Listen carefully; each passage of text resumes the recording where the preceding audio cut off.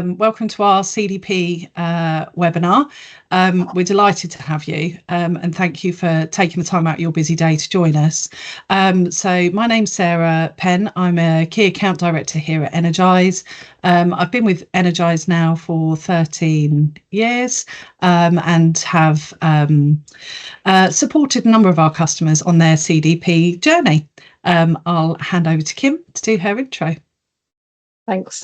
Yes, I've not got the quite tenure that you have here at Energize, but yeah, I've been here for about 1.5 years now. So I work as a consultant within our strategy and disclosure team, so helping our customers to build their net zero strategy and also help with their disclosures, including CDP.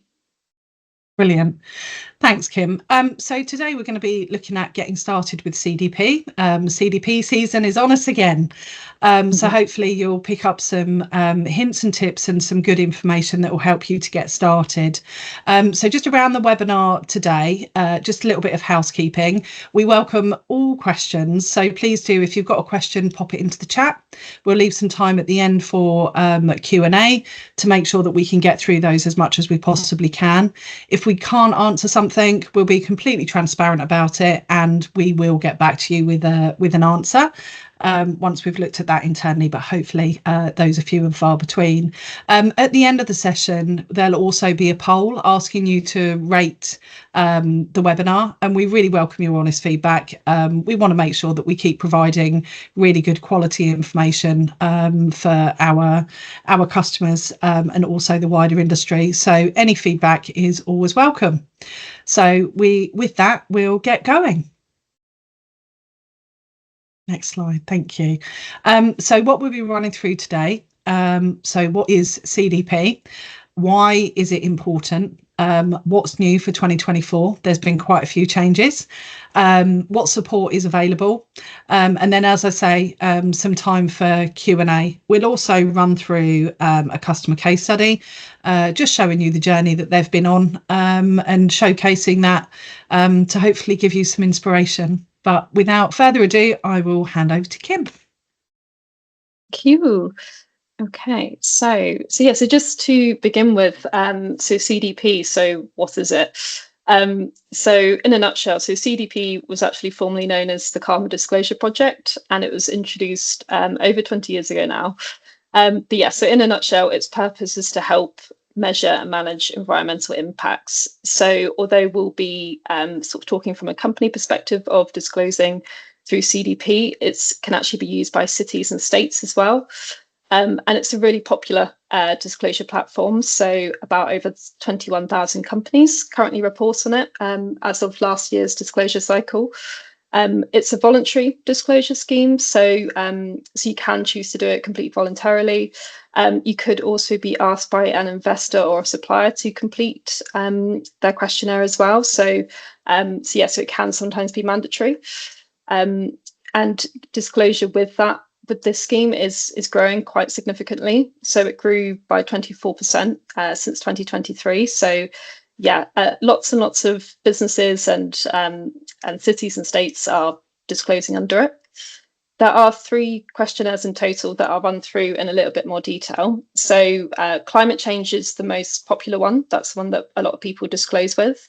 But there are also 2 other questionnaires covering forest and water security as well.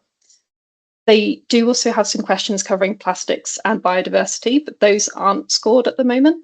So there's lots of different sections and sort of focuses. So CDP is very much trying to look at a holistic approach to monitoring and managing environmental impacts. It does also align to TCFD recommendations, if anyone is familiar with that. So that is it's a mandatory disclosure scheme to some businesses, and it stands for Task Force on Climate-Related Financial Disclosures. So it's focusing on climate-related risks and opportunities. So the world of disclosure schemes can seem pretty complex, and there's lots of different schemes. So CDP are really trying to align with those other most popular ones to try and help reduce the reporting burden as much as they can. So CDP is quite holistic in that sense. And yeah, once you complete the questionnaire, then you'll be given a score as well of A to D. yeah, so that's sort of CDP in a nutshell. And in terms of the benefits, so there are some really good benefits of disclosing with CDP, and appreciate that a common challenge for a lot of businesses is having the resource, the time and the budget to actually complete that questionnaire. That's a really common challenge, but the benefits of it are really important. So one really key benefit of disclosing with CDP is that you're able to get ahead of those regulation and policy changes. So as we sort of transition to managing climate change and the impacts of it, those mandatory disclosure requirements are going to get increasingly stringent. So by disclosing the CDP, particularly when it's voluntary, just allows you to think about those impacts on your business from climate change, the opportunities and sort of your impact from a climate perspective or forest or water security. Can be really helpful to help you prepare for those growing requirements. It's also really helpful getting to understand certain legislation as well. So it's an ever-changing landscape. So CDP can just help you think about those areas that you might not have thought about before. And just sort of to mention, as mentioned in the previous slide, so as it aligns with TCFD, that is also a quite popular scheme that more and more businesses are reporting under. So it just allows you to think about those questions that are covered in that scheme as well.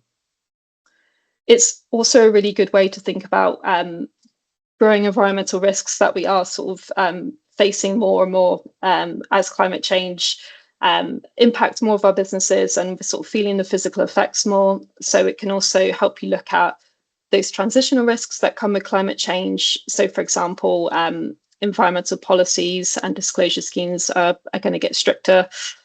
So helping to think about how you might manage that will be really helpful as well. And then not also sort of thinking about just the environmental risks, it's also a really good way to think about those opportunities as well. So by completing the questionnaire, you might again think about things that you've not yet completed, or sort of impacts on your business, and also within your supply chain. So that can be really helpful.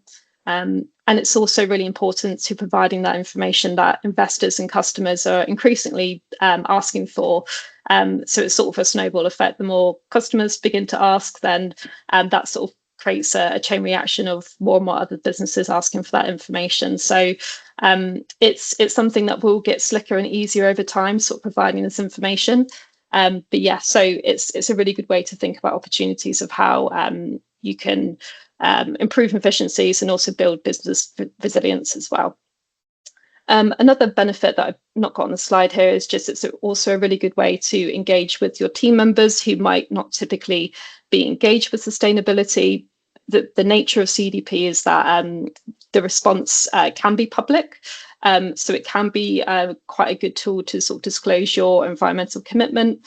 And then it can also involve lots of different teams and departments. So it can be a really good opportunity to speak with colleagues from risk facilities, sort of those teams as examples, and to sort of get everyone on board and think about the impact that you can have by disclosing with CDP. There are a couple of risks as well of not disclosing with CDP. So if you are asked by an investor and you don't disclose, CDP will give you an automatic F rating. So yeah, just to think about that as well, that it's there are lots of good opportunities, but also a couple of risks as well when it comes to that. So just going on to the next slide. So thinking about the value of investing and sort of thinking about how CDP connects to lots of different schemes in the sustainability world. So there's lots of acronyms here, as you can see, sort of alphabet soup going on. But yeah, so CDP aims to incorporate all of these different schemes. So when it comes to reporting under other schemes, it hopes to reduce the reporting burden as much as it can. So TCFD, as I've mentioned already, so the Task Force on Climate-Related Financial Disclosures, that's quite a popular one to report under. And linked to that is TNFD as well. So CDP is already fully aligned to TCFD, and it's beginning to align more to the nature related financial disclosure scheme as well. So having that alignment is really helpful and sort of helps you report with those other schemes as well. The IFRS, so the International Financial Reporting Standards, is another one, and that's actually sort of building upon TCFD. And that will be replacing that gradually over time. So again, CDP is aligning with that. There's also the EU CSRD, so the Corporate Sustainability Reporting Directive. So that is for certain businesses over a certain size who have operations within the EU. So again, questions within the CDP align with that standard as well. And there's also the Securities and Exchange Commission, which is something that CDP is beginning to look at aligning with more so as well. So yeah, so lots of different schemes that CDP are aligning with. So in terms of what has changed for CDP in 2024, so the biggest change, I guess, is that previously where we had the 3 questionnaires, so climate change, forests and water security, that's now as one single questionnaire. So so you'll log on to CDP and you'll now just be presented with sort of one dashboard or portal, I suppose, rather than having to complete it 3 separate times. So that's a huge benefit if you're completing more than one questionnaire. The way that CDP will score it, though, will still be, you'll still receive those 3 separate scores, but it will just make it easier to report under going forward. There's also a dedicated questionnaire for SMEs now. So previously there was a minimum questionnaire and a full questionnaire, but now the minimum has been replaced with a questionnaire that's slicker and sort of simplified and more appropriate for SMEs to complete. So for those who just don't have as much resource as a bigger business, this questionnaire is designed specifically for those and to help make it as accessible as possible to complete. Risks and opportunities will now also focus on the assessment of environmental impacts and dependency. So rather than just sort of being focused on the climate side, it takes into account the sort of the wider environmental impacts. They're strengthening their alignment to frameworks and standards. So as we had in the previous slide, TCFD, TNFD as examples are linked to CDP. So that's a bonus when it comes to if you're reporting with multiple different schemes.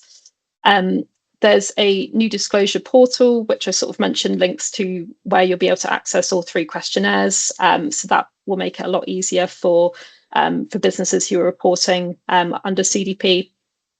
And there's also more focus this year on companies' value chains, as well as their own operations. So really thinking about your impact across both upstream and downstream from your business, and sort of thinking about your scope 3 emissions. So yes, there's more focus on that this year. And when it comes to timelines for this year's disclosure cycle, so the platform is now available and it can be completed. So that was open from the 4th of June. And the deadline to complete for this year is 18th of September. So you can submit afterwards up until the 2nd of October, but you won't be scored if you submit after the 18th of September. So yeah, so definitely submit your questionnaire by the 18th to make sure you get a score. And when it comes to how we can help, so CDP is, it can be a bit daunting, especially if you've not completed it for the first time.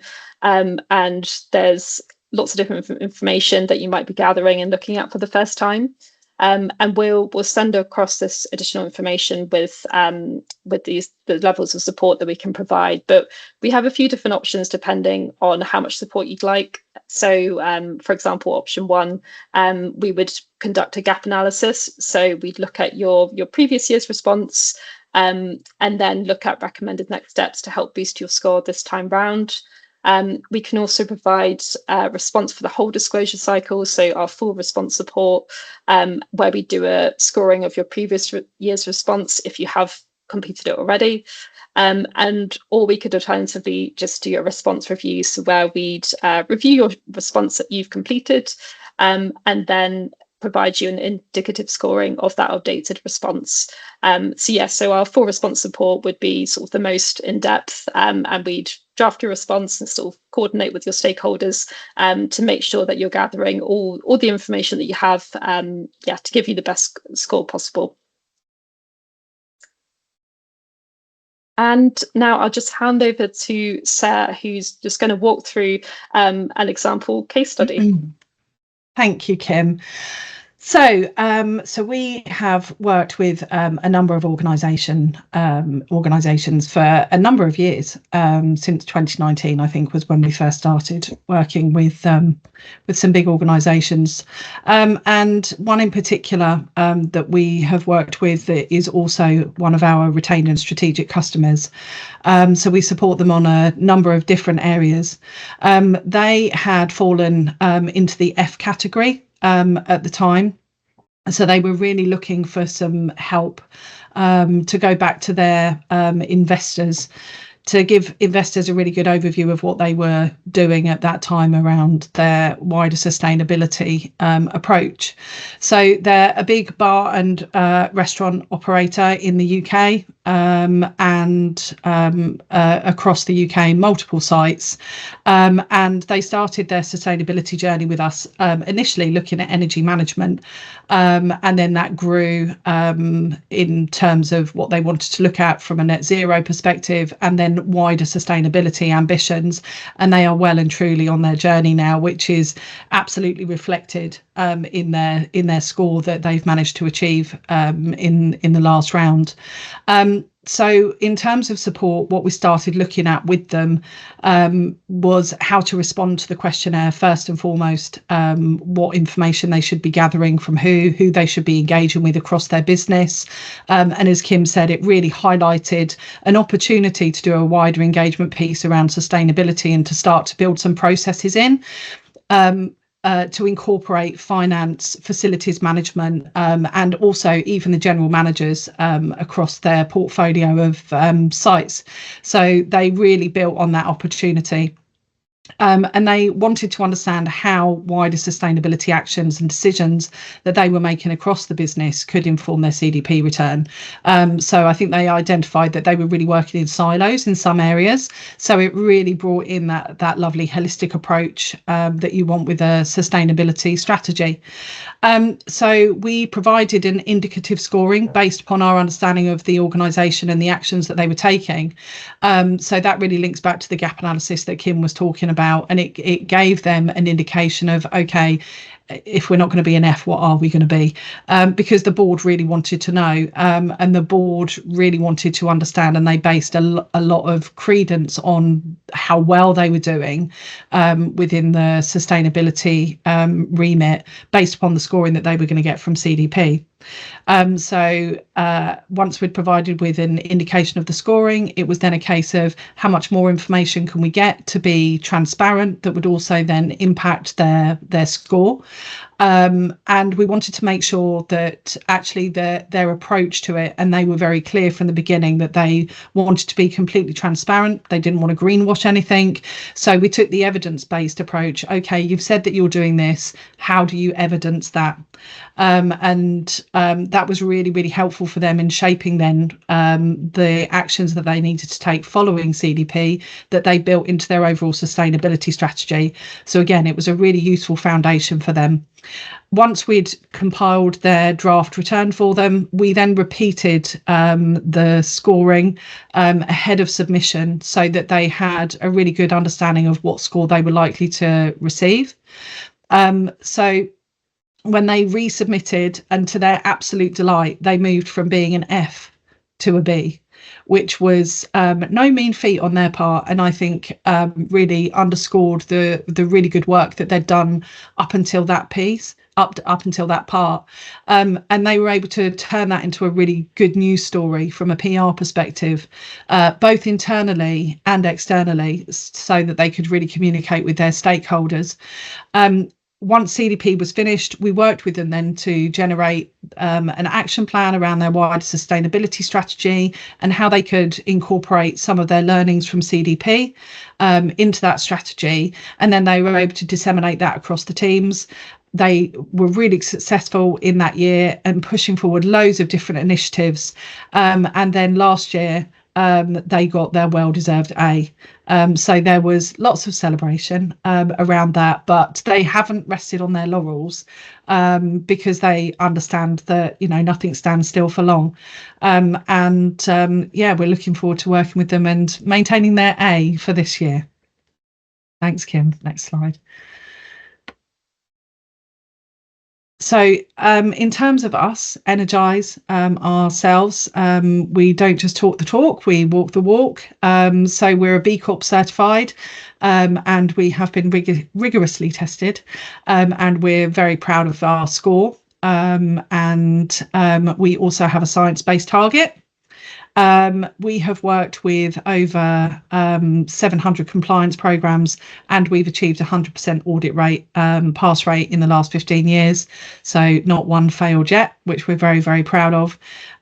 We have also identified significant savings for our customers in terms of finance and not only, just carbon that has equated to 58 million in savings.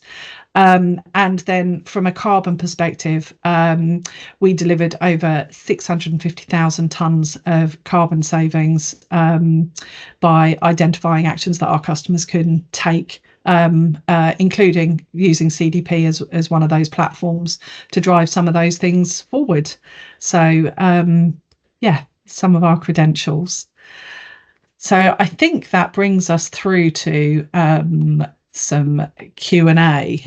So it would be really good if you do have any questions, please do pop them into the chat and we'd be really happy to answer any of those.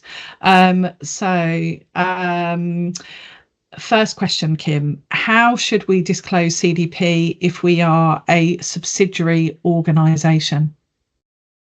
So if you are a subsidiary organisation, we'd firstly recommend just checking with your parent company, so the highest level, how they're disclosing. So CDP ideally would prefer for sort of the parent company to include all the subsidiary data within that. So we'd recommend checking with that. And yeah, it should be reported at the group level, so at the highest level for the whole of the business. Brilliant, thank you. What should we do if we want to disclose but do not have enough data to fully answer questions? That's a very good question. So if you don't have enough data, I'd still absolutely recommend completing what you can. So with CDP, how the scoring works is you get disclosure points. That's sort of like the first level of points before you work your way up through achieving awareness points and then management points. So even if you don't have the answer, just filling out and saying, no, we haven't done this, but we plan to within the next 2 years, for example, that's going to give you some points. So it's absolutely worth, still completing it, even if you don't have all the data at that time. And it will still allow you to think about that and sort of prep for, okay, we didn't have this year, but next year, this is something that we can take action on. And just a quick question, how long does it roughly take to complete a CDP return? Another good question. So I'd say typically, depending if you've completed or not before, so I'd say roughly maybe allow 2 months or so to just make sure that you have enough time to speak with all your different team members who may have that data and to make sure you just have sufficient time to draft that response. You'll likely need to go over and review again, but we sort of allow 2 months, from sort of starting that support right up until CDP. But you might find that if you've done it before, it'll probably get quicker over time. Brilliant, thank you. So that's the end of the questions. The last one was actually from me. I was just really curious as to how long it takes these days. So thank you for that. I appreciate that cheeky question. In terms of next actions that you can take, I don't know if we've got another slide at the end of this one, Kim, but if you do want some further information, or you just want to chat, or you've got a burning question, please do reach out to us. We're really happy to support and to help. We've got hello@energize that you can use as our generic email address, and that will reach either myself or Kim, and we'll make sure that we come back to you and answer any questions or queries that you may have. In terms of upcoming webinars, so we try and do at least one webinar a month. So there is some more information on our website that you can go and have a look at around past webinars that we've done this year, which includes scope 1, 2 and 3. And we've also got an upcoming webinar on TCFD. So I would look out for that one as well. And we would love for you to join us for some more information. And I think that Emma is going to put a poll up for us. And like I said, we'd really appreciate your feedback. And thank you for joining us today, and thank you for your time.